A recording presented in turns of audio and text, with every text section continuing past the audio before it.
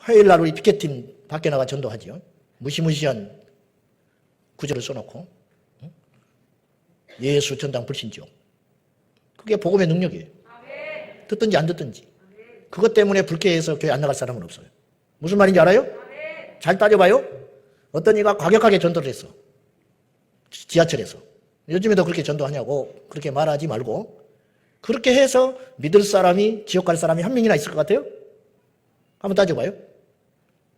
극성맞게 전도해서 그것에 상처받고 실망해서 예수 믿을 사람이 한 명이라도 안 믿을 사람이 있겠냐고. 없어요. 제 말이 틀린 말이 아니라는 걸 잘 생각해 봐야 돼요. 무슨 말이냐면 요새 그렇게 전도하면 오히려 방해된다? 거짓말이에요. 그것 때문에 기분 나쁠 사람은 가만히 있어도 안 믿을 사람이고 물량공사를 해도 안 믿을 사람이고 도덕과 선을 행해도 안 믿을 사람이에요. 알아요? 무슨 말인지? 어차피 안 믿을 사람이야. 그 순간에는 나중에 돌이킬 수 있을지 모르나. 그런데 과격하든 지혜롭지 못하든 전도를 했다. 근데 어떤 사람이 그것에 대해서 반응을 하기 시작하는 거예요. 뭐냐? 계속 배타적이었는데 왜 저럴까? 성령이 역사하는 거죠. 저 사람들도 바보는 아니다. 제가 그래서 예수 믿었다니까요. 우리 친구들이 22명이 나한테 기도하고 전도했어요.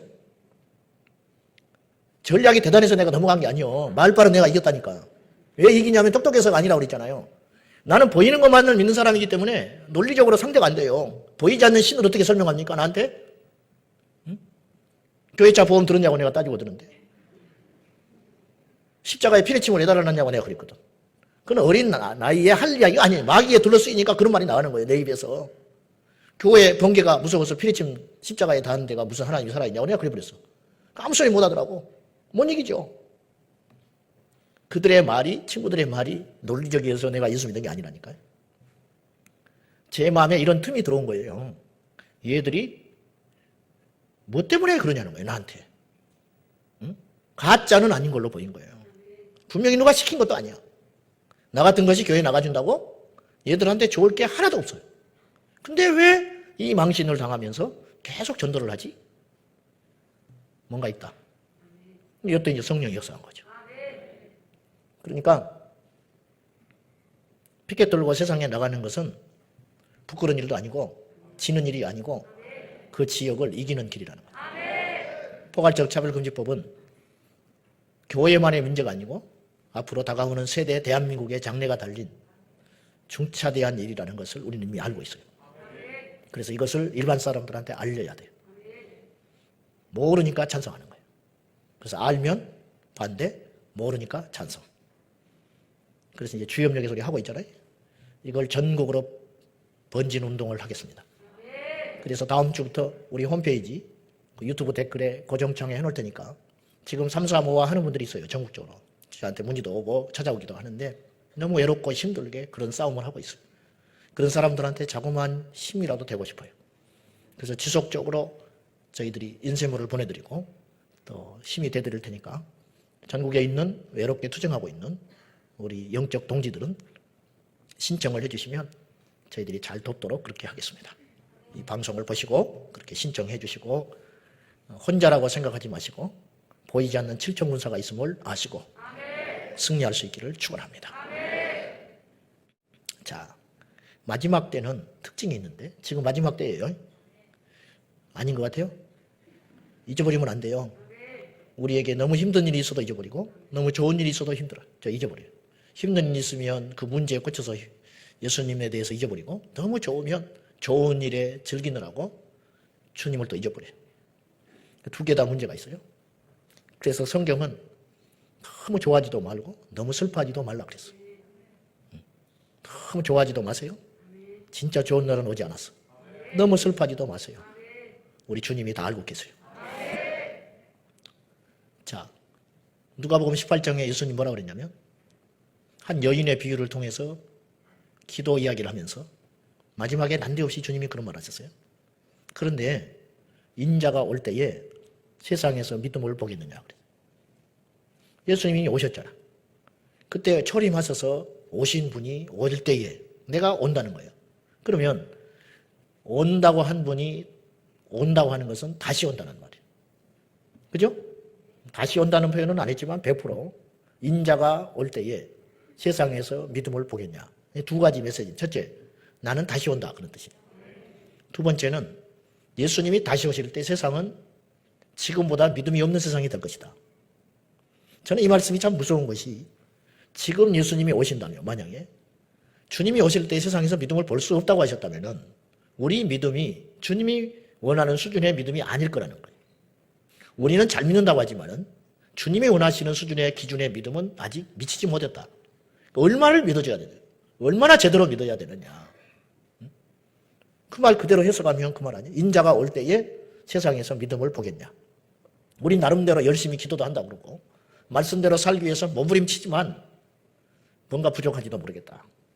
물론 그렇게만 해석할 말씀은 아니지만은 우리를 경각심을 주시고 깨어있게 하시려고 하신 말씀이라고 이해는 하지만은 우리가 정말 최선을 다해서 오직 우선순위를 제대로 해서 오직 예수 신앙으로 우리가 방심하지 말고 몰입해야 된다 이런 말이죠. 지금의 때는 정말 말세인데 다니엘서 12장 4절에 보면은 한번 읽어봐요. 시작. 다니엘아 마지막 때까지 이 말을 간수하고 이 글을 봉함하라. 많은 사람이 빨리 왕래하며 지식이 더하리라. 이 말씀은 두 가지로 해석이 가능해요. 마지막 때까지 다니엘이 환상을 봤는데 얼마나 참혹한 환상을 봤는지 혼절해버렸어요. 혼절. 여러분 하나님의 역사를 만만하게 생각하면 안 돼요. 지옥을 쉽게 생각하면 절대 안 돼요. 천국에 못 가고 죽는 것도 억울하지만 그런 인간이 죽음으로 사라지는 존재라면 비흐트러지면 주님 떠나도 돼요. 그래도 안 되는 말이지만 말도 안 되는 소리를 내가 지금 하고 있는 것인데 그런데 명확하게 천국과 지옥은 존재해요. 이거는 살떨리게 무서운 일이라는 거예요. 내가 누차 말을 했어요. 지금 이 시대에 큰 소리 빵빵 치고 있는 부자들, 권세자들, 자기 지식으로 충만한 자들이 하나님을 우습게 알고 어떤 자기들의 이루는 학문과 업적을 통해서 평소 사람들이 알아듣지도 못하는 용어들을 동원해가지고 하나님은 없다, 신은 존재하지 않는다 이런 논리를 펴면서 사람들한테 호응을 얻을지 모르지만 그런 사람일수록 지옥의 문턱에서 벌벌벌 오줌을 싸버릴 거다 이 말이에요. 성경은 자신의 영혼의 미래에 대해서 준비하지 못한 자들에 대해서 뭐라고 말을 했냐면 슬피 울며 이를 간다. 슬피 울며 이를 간다. 기회가 있었는데 놓쳐버렸다. 슬피 울며 이를 간다. 이를 가냐. 후회를 하고 산다. 후회. 이것이 지옥이다. 무시무시한 일이라는 거예요. 무시무시한 일. 이 말씀은 마지막 때까지 이 말씀을 봉함해라. 다니엘이 보았던 환상과 계시를 덮어놓으라는 거예요. 그래서 그 말씀을 완전히 깨닫는 사람이 없어요. 이러쿵저러쿵 해석만 하지요. 70일에니 어쩌니 그런 것들도 다 비유로 해석을 할 수밖에 없어요. 덮어져 있기 때문에 그래요. 그런데 마지막 때가 되면 왕래가 빨라지고 지식이 더해지리라. 교통이 발전해지고 지식이 팽창한 지난 30년간에 쌓아놓은 지식이 인류 역사상 그 전에까지 갖고 있던 지식보다 훨씬 커요. 향후 제가 볼 때 5년의 지식이 지금까지 쌓아놨던 인류의 지식보다 더 많을 수 있어요. 그래서 유발 하랄이라는 이스라엘 히브리 교수는 과거에는 인류를 3단계로 설명을 했는데 과거에는 영토를 정복한 자가 세계를 휘어잡았다는 거예요. 영토, 땅 부자들, 정복전쟁이 심했다는 거예요. 두 번째 단계는 기술과 산업을 진 사람들이 세상을 지배했다는 거예요. 산업혁명 때. 그렇죠? 그러니까 지금은 어떤 시대냐 알다시피 정보와 지식을 움켜쥔 자가 세계를 지배한다는 거예요. 그런데 이미 다니엘은 지금부터 약 2600년 전에 마지막 때가 되면 속도와 지식의 전쟁이 일어날 거라고 예언을 했다는 거예요. 놀랍지 않아요? 성경을 구닥다리 책으로 아직도 생각하십니까? 성경은 가장 앞선 책이에요. 그리고 이 땅에 아무리 대단한 책이 나와도 성경을 초월하지를 못해요. 왜냐? 성경의 저자는 성령이시기 때문에. 하나님의 지혜를 누가 이깁니까? 성경을 안 믿고 보니까 졸리고 구닥다리처럼 보이지 생명의 눈을 뜨고 무릎을 꿇고 성경을 읽으면 성경이 살아있는 책이라는 걸 다 알 수가 있어요. 지금 마지막 때가 다가오니까 어떤 현상이 일어나냐면 극단적 두 현상이 일어나는데 하나는 깊이 자버리는 사람이 나온다. 완전히 자버리는 사람. 세속적 그리스도인이 늘어나고 있어요. 반대로 마지막 때가 다가오니까 막 펄쩍펄쩍 뛰는 사람들이 나타났어요. 큰일 났다는 거예요. 이대로는 안 된다는 거예요. 막 가슴을 쥐어치면서 답답해하면서 마지막 때 주님이 오실 때를 위해서 깨워서 일어나는 운동들이 막 전 세계적으로 일어나고 있다는 거예요. 극단적 두 현상이 일어나고 있어요. 그 어느 때보다 깨어 일어나는 사람들이 있고 그 어느 때보다 깊이 잠드는 사람이 있다. 양극단의 현상이 일어나고 있다. 여러분은 이 두 개를 취사선택할 수밖에 없어요. 중간지대는 없어요. 신앙의 중간지대는 없어요. 알겠죠? 갑자기 제가 이 말씀을 드리고 싶어서 드리는 말씀이고요. 이 세상에 선만 존재하면 어떤 일도 안 일어나요. 이 땅에 마귀만 존재하면 어떤 일도 안 일어나요. 이 땅에는 선과 악이 존재하고 시간이 흘러가기 때문에 어떤 일이 일어나는 거예요. 무슨 말인지 아시겠죠? 그래서 성경도 그렇고 인류 역사도 그렇고 반드시 어느 때에 어떤 사람이 무슨 일을 일으키는 거예요. 그래서 사고도 사람이 일으키고 역사도 사람이 일으키는 거예요. 그래서 인류의 역사는 사람의 역사예요. 그런데도 정확히 이야기하면 하나님이 사용했던 사람들의 역사와 마귀의 손에 붙들렸던 사탄의 손에 붙들린 자들의 역사다. 그렇게 말을 할 수가 있어요. 마귀도 때를 알고 있고요. 우리도 때를 잘 알아야 돼요. 때와 사람. 지금이 중요해요. 그래서 지금은 어느 때냐? 구원받을 때고 은혜 받을 때예요. 지금 은혜를 못 받으면 영영 끝장나는 사람이 있을 수 있어요. 지금이 마지막 구원받을 수 있는 기회인 사람이 있을 수 있어요. 마지막 줄을 잡아가지고 구원받은 사람이 셀 수도 없이 많아. 우리는 모르지만. 근데 주님 앞에 가면 알 수가 있어. 성경에 예수님 한편에 달린 강도가 마지막 끈을 잡았어요. 십자가에 달려 죽으시는 예수님을 보고 나와 주여 마지막 날에 나를 기억하소서. 그랬더니 오늘 네가 나와 함께 나원에 있으리라. 마지막 티켓을 잡은 사람. 그 한마디가 그의 인생의 영혼을 바꿨어요. 그래서 이 때를 마귀도 알고 있어요. 근데 우리 인간이 몰라. 그래서 잠자고 있는 거예요. 마태복음 8장 29절을 한번 보여요. 다 같이 시작.